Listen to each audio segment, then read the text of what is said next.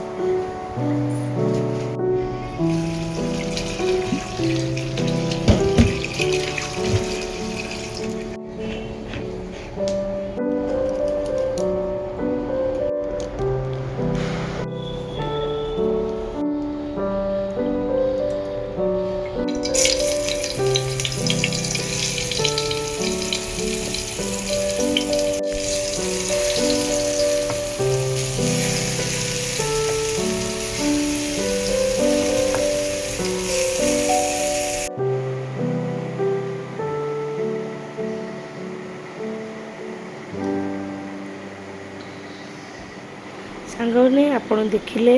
मु पंचुक अँला नबे अरुआ भात डालमा कर सारी मुझे बैगन को चका चका कर काटी ताकू तावारे भल भाव भाजीदेली तापर सांग मैंने देखूँ टे आज ओ खटा घरे बनइली